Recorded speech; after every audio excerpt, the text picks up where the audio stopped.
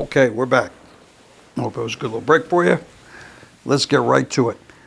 Okay, so we're in chapter 38 of Genesis, and here's what's going on. It was told to Tamar in verse 13, saying, "Behold, thy father-in-law is going up to Timnath to shear his sheep." Listen to what she does. She put her widow's garments off from her and covered herself with a veil, wrapped herself, and sat in an open place, which was by the way to Timnath. She was waiting on the roadside. For she saw that Shelah was grown, and she was not given unto him to wife. And when Judah saw her, he thought her to be a harlot. Why? Because she had covered her face. We do know of women in the Middle East who were forced to cover their face to keep them chaste. But here it says they covered her face and were mistaken for harlot. Now, harlot is, we know what it is. It's a counterfeit bride. Counterfeit bride means it substitutes or takes the place of the wife, married or not. Okay? And it's basically payment is given. We talked about that. That's what fornication means. And we noticed that fornication and whoremongering are often mentioned together in the biblical script in both the Old and the New. Is it a form of adultery? Could be, if either one of them were actually married. But moreover, it's fornication, engaging with a prostitute as a married man. So, here we go. She covered her face. And he turned unto her by the way and said, Go, I pray thee, let me come in unto you. Just spur the road, let me come in. For he knew not that she was his own daughter-in-law. Why? Because she had her face covered, took off her mourning, garments of mourning, which she was supposed to be wearing. Okay? And she said, Well, what will you give me that thou mayest come in unto me? Here's the bargain. It's like 10th Avenue in New York. And he said, I'll send you a kid from the flock. And she said, Will you give me a pledge till thou consent it? And he said, What pledge do you want? What shall I give? And she said, Thy signet, ring, and thy bracelets, and thy staff that is in your hand. And he gave it to her. And he came into her, and she conceived by him. His daughter-in-law, fooled. And she arose and went away and laid by her veil from her and put on the garments of her widowhood. She flipped back. Judah sent the kid by hand of his friend the Adulamite to receive his pledge from the woman's hand, but he couldn't find her. Then he asked the men of that place, saying, Where is the harlot that was openly by the wayside? And they said, There wasn't no harlot by the wayside. What are you talking about? And he returned to Judah and said, I can't find her. And also the men of the place said that there was no harlot in his place. And Judah said, Let her take it to her, lest we be ashamed. Behold, I sent this kid, and we haven't found her. And in verse 25, it came to pass that 3 months later, that it was told to Judah, saying that Tamar, thy daughter-in-law, has played the harlot. And also, behold, she is with child by whoredom. And Judah said, Bring her forth, and let her be burnt.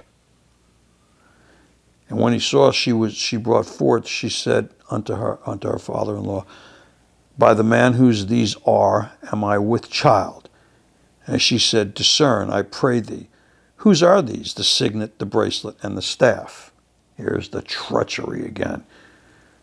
And Judah acknowledged them, and he said that she hath been more righteous than I, because that I gave her not to Shelah my son, and he knew her again no more. And it came to pass in the time of her travail that, behold, twins were in her womb. And when she travailed, the one put his hand out, and the midwife took him by the hand and bound his hand with a scarlet thread, saying, This came out first. And it came to pass, as he drew back his hand, that, behold, his brother came out. And she said, Well, how did this happen? How did he break forth, this breach be called? But therefore his name is going to be called Pharez. Pharez means division, okay? A breach of going forth. And afterward came out his brother that had the scarlet thread in his hand, and his name was called Zerah. And Zerah means the son of the rising dawn. So once again, we see treachery, incest, fornication, whoredoms, people dying from not doing what God said, illicit births. I'll tell you, this is some pretty rough stuff. But my real point in discussing it is to get an understanding that things are not much different today than they were then. This stuff went on for forever. And what it's doing today in our own country, in our society, all over the world, it's a mess. Why? Because we're going way outside of God's will, involved with Canaanites who are idolaters, cousins selling each other into slavery.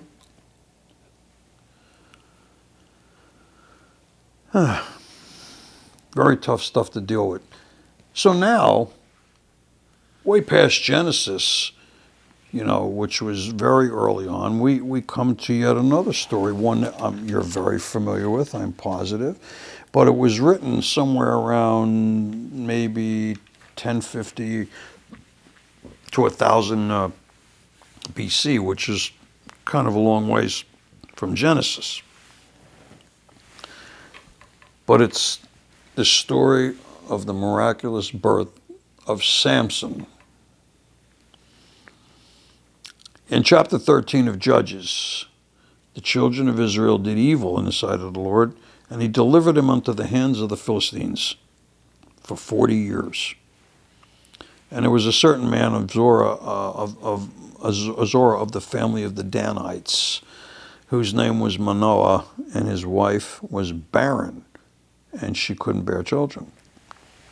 So the angel of the Lord appears to the woman and says, Behold, you're barren, but bear us not, but you're going to conceive, and you're going to bear a son.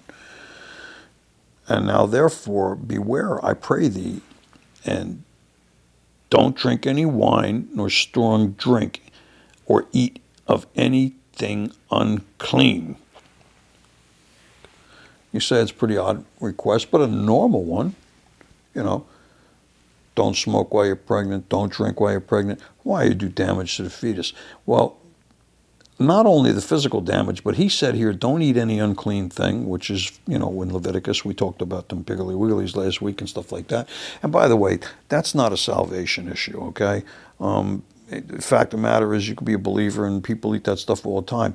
And while it's not a salvation issue, it's not going to keep you out of heaven. It might get you there a little earlier than a little sooner. But nevertheless, if our model is the Messiah, Yeshua is our model, then why do we spurn his lifestyle? He didn't tell us to change any of that. And herein, yet another seed of anti-Semitism in the church today because of things like that. And poor understanding, poor translation of the scripture. We did that part in the New Testament, where it says Jesus Christ, the end of the law. We went through that, okay? And I'll continue to go through it if we have to do it again. But recognize what's going on here. Don't drink any wine. Don't eat anything unclean, and don't have any strong drink because you're going to have a son. And listen, no razor shall come on his head, for the child shall be a Nazarite unto God from the womb, and he shall begin to deliver Israel out of the hand of the Philistines. They needed purity.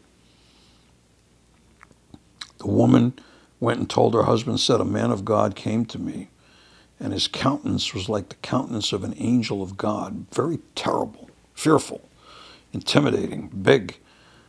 But I asked him not whence he was, but neither told me his name.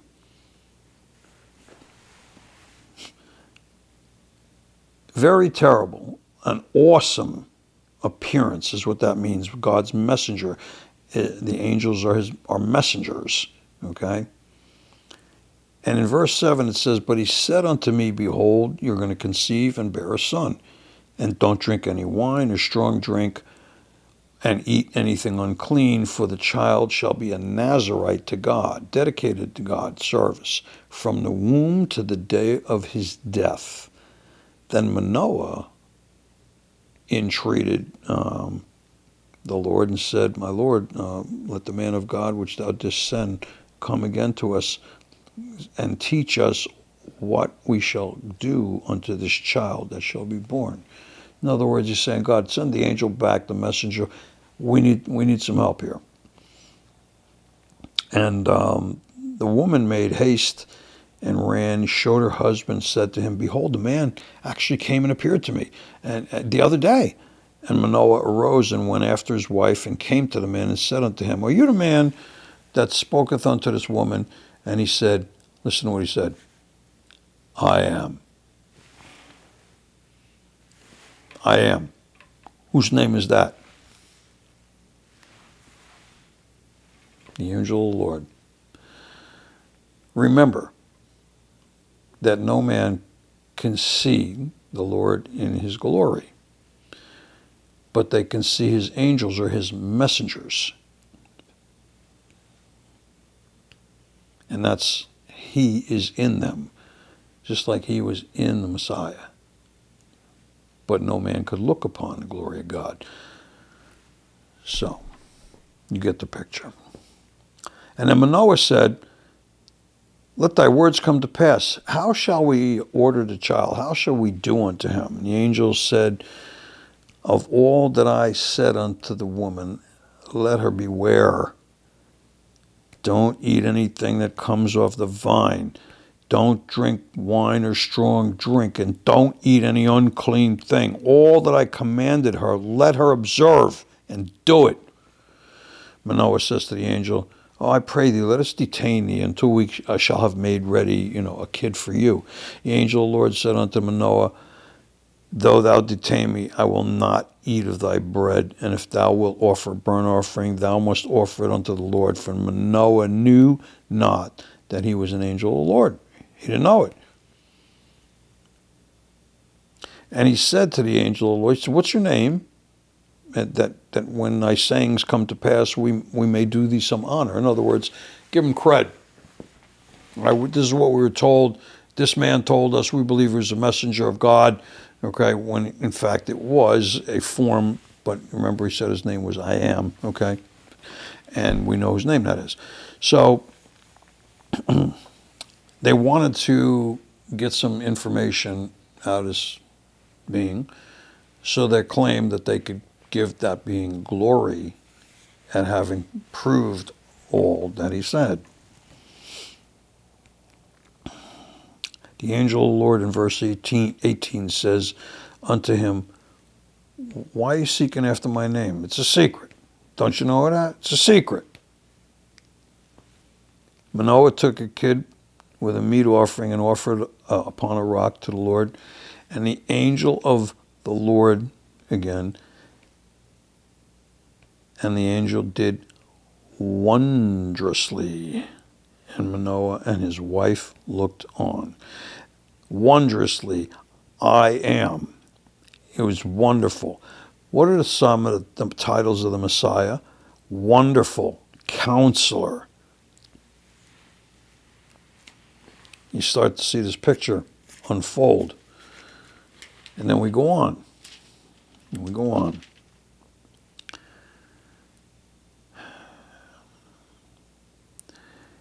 We study and see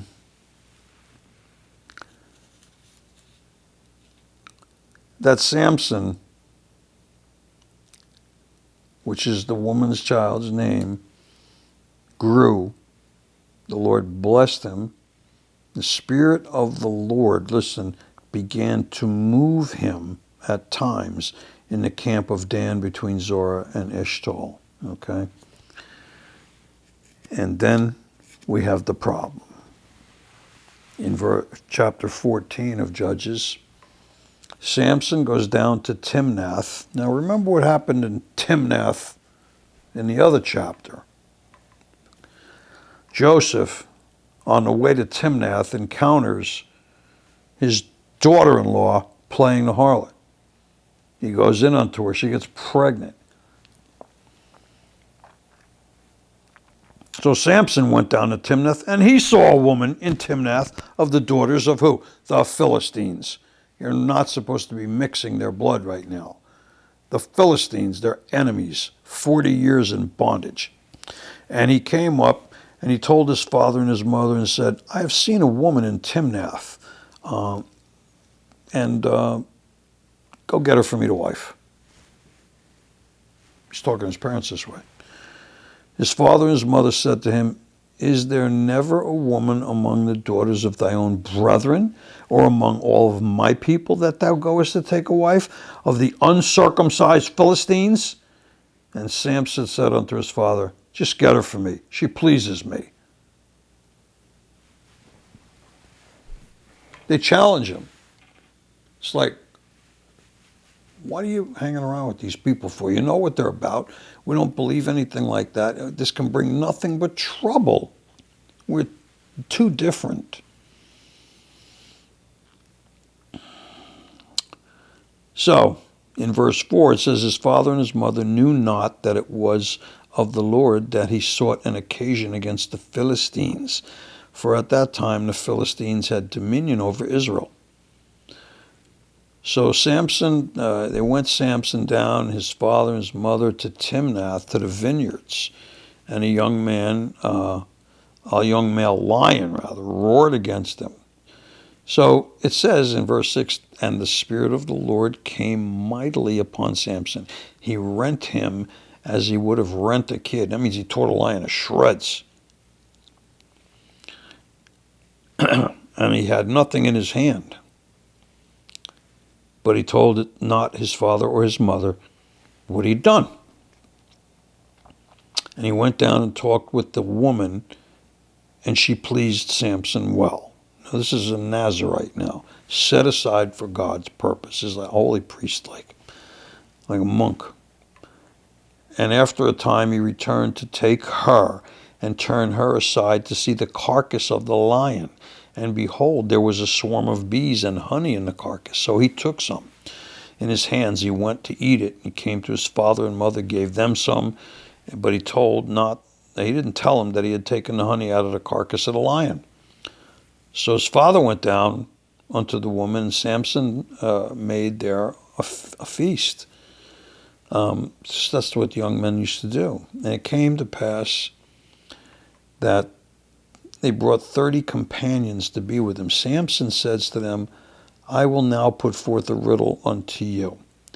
If you can certainly declare it within the 7 days of the feast and find it out, then I'll give you 30 sheets and 30 changes of garments, which was a big deal, a lot of money. But if you can't tell me the answer to the riddle, then you shall give me 30 sheets and 30 change of garments. And they said to him, Bring it on. Put forth thy riddle, that we may hear it. He says to them, Out of the eater came forth meat, and out of the strong came forth sweetness.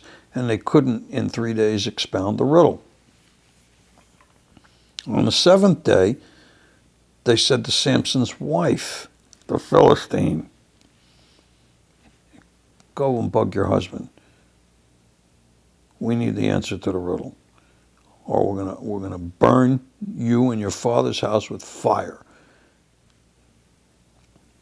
We're gonna burn your house down, and I'll huff and I'll puff. That's what they're saying. Get this done, or you're done. And Samson's wife wept before him. Ooh. And they said unto Samson's wife, entice thy husband, that he may declare unto us the riddle, lest we burn thee and thy father's house. So she wept, and she says to him, oh, you hate me. You don't love me. Thou hast put forth the riddle unto the children of my people, and you haven't even told it to me. And he said unto her, behold, I have not told it my mother or father either. And shall I tell you? So she cries before him in 7 days, and while the feast lasted, came to pass on the seventh day that he told her, because she was laying up sore upon him, so, and she told the riddle to the children of the people. And then the men of the city, they say unto him on the seventh day before the sun, what is sweeter than honey, and what is stronger than a lion? And he says to them, if you had not plowed with my heifer, you would not have found out my riddle. Treachery. It's his wife. And the Spirit of the Lord came upon him. He went down to Ashkelon, and he slew 30 of them. He took their spoil and gave change of garments unto them, which expounded the riddle, and his anger was kindled, and he wept to his father's house. But Samson's wife was given to his companion, whom he had used as his friend. We see this. It happens again with his other wife, Delilah. And we know the story of Samson and Delilah. She pulls the same thing and tries to wiggle information out of him. What is the source of your strength? He tells her all kinds of nonsense stories, okay? Tells her all this nonsense in chapter 16. And she's coming and asking, and they're telling to entice him. We need to know what his strength is, because if we don't, he's going to kill us all. This guy was strong, and the Lord was with him for a time. All right? And they wanted to plot against him. He's got great strength, but by what means can we prevail against him? Can we bind him to afflict him? Can we, every one of us, give him 1,100 pieces of silver? What do we got to do? What do we got to do? So Delilah says to Samson, tell me, I pray, wherein thy great strength lieth, and wherewith thou might be bound to afflict thee. In other words, what's your weak point? How does anybody beat you? Samson says to her, if they bind me with 7 green withs that were never dried, then I'll be weak, just like another man. So all of a sudden, the lords of the Philistines brought her 7 green withs, which had not been dried, and she bound them with them. There were men laying wait in the chamber, ready for her to give the signal. And she said unto them, the Philistines are upon thee, Samson. And he broke the withs, and the thread of the toe was broken. So when he touched the fire, his strength was not known. So he outsmarted her. So it might seem, for the moment. And then Delilah says to Samson, behold, you mocked me. Now remember what the lady from Potiphar's wife said. You mock us, you mock me, all right? You're making fun of me. You told me lies. Now tell me, I pray thee, wherewith thou might be found. He says to her, well, if they bind me fast with new ropes that never were occupied, then I'll be weak as like any other man. So Delilah, therefore, knew ropes, bound him with those, said unto him, Philistines are upon you, Samson. And there were liars in wait abiding in the chamber. And guess what he does? He breaks the threads again because he was not telling her exactly the truth. So we got a little lying going on in here too. This is a Nazarite, okay? And the Philistines are on you. And he broke them off his arms like a thread. And Delilah says to Samson, you have mocked me again. You told me more lies. Where is your strength? How is your might bound? He said to her, well, if thou weavest the 7 locks of my head with the web. And she fastened it with a pin, said to him, Philistines are upon you again. And guess what? She said unto him, how can you say, I love you, when your heart is not with me? You ever see how narcissists turn the tables on people like that? Well, she just did it, okay? How can you say that I love you when your heart is not with me? You've mocked me and these 3 times, and you still haven't told me where thy great strength lies. So it comes to pass in verse 16 that when she presses him daily, again, full court press, his soul was kind of really agitated and vexed. He really was getting tired of it, okay? He told her all his heart, and he said to her, there hath not come a razor upon my head, nor have I been a Nazarite unto God from my because I've been a Nazarite from my mother's womb. And if I'm shaven, then my strength will go away, and I'll become like weak like any other man. So what does Delilah do? And this is a strike 4, okay? This guy's way past his due. She goes and tells these guys, what it is. And she made him fall asleep on her knees. She called for a man, shave off the 7 locks, and she began to afflict him, and his strength went away. And she said, the Philistines are upon you, Samson. And he awoke out of his sleep, and he said, I will go out as at all other times before and shake myself. And he wished not that the Lord ever departed from him. But the Philistines took him. They brought him down to Gaza. They bound him with brass, put him in a grind prison, okay? And they put out his eyes. They blinded him. And then they had him in the grinder house. But these guys weren't too smart either. They didn't realize over time the guy's hair is going to grow back. And it did.